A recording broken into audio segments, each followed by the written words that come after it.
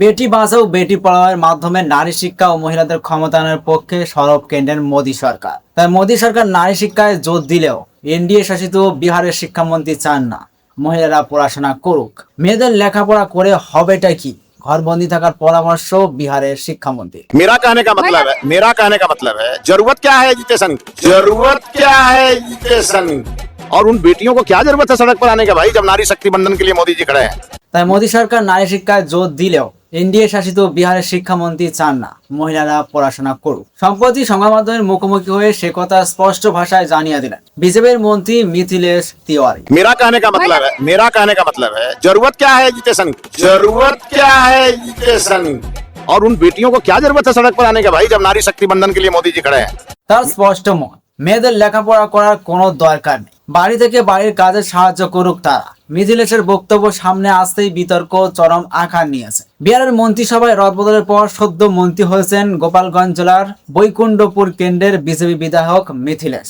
সম্প্রতি সংবাদ মাধ্যমকে দেওয়া সাক্ষাৎকারে তিনি বলেন, মেয়েদের পড়াশোনা করার প্রয়োজন নেই, তাদের চার দেওয়ালের মধ্যে থেকে বাড়ির কাজে সাহায্য করা উচিত, প্রতিবাদ বা জনসমাগমে তাদের থাকা উচিত নয়। এরপরই বলেন, এত লেখাপড়া করার কি প্রয়োজন? আমাদের ঘরের মেয়েরা আমাদের শক্তি, আমাদের সমৃদ্ধির ভিত্তি, ওদের রাস্তা নামার কি প্রয়োজন? मेरा कहने का मतलब है जरूरत क्या है एजुकेशन की? जरूरत क्या है एजुकेशन की? और उन बेटियों को क्या जरूरत है सड़क पर आने का भाई, जब नारी शक्ति बंधन के लिए मोदी जी खड़े हैं। যেখানে প্রধানমন্ত্রী নরেন্দ্র মোদী নারী শক্তি বৃদ্ধির জন্য লড়ছেন, মন্ত্রীর স্পষ্ট মত, মেয়েদের লেখাপড়া করার কোনো দরকার নেই, বাড়ি থেকে বাড়ির কাজে সাহায্য করুক তারা।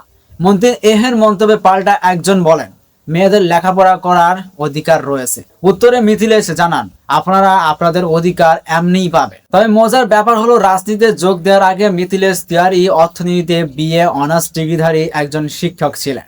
দীর্ঘ সময় ধরে পাটনাতে একটি কোচিং সেন্টারও চালাতেন। তার মুখে নারী শিক্ষা বিরোধী মন্তব্য স্বাভাবিকভাবেই বিতর্কের জন্ম দিয়েছে। সোশ্যাল মিডিয়ায় এই ভিডিও ছড়িয়ে পড়ার পর নেটিজেনরাও নিন্দায় সরব হয়েছেন। একজন লিখেছেন, সংবিধানের 21A নম্বর ধারায় বলা হয়েছে 6 থেকে 14 বছর বয়সী সকলের বিনামূল্যে পড়াশোনার অধিকার রয়েছে। দারিদ্র, জাত, ধর্ম, লিঙ্গ নির্বিশেষে কেউ যেন শিক্ষা থেকে বঞ্চিত না হয়। তবে কেউ কেউ বলেছেন, মন্ত্রীর বক্তব্যকে ভুলভাবে ব্যাখ্যা করা হচ্ছে। দর্শক, এ নিয়ে আপনার কি মতামত? বিস্তারিত কমেন্টে জানান।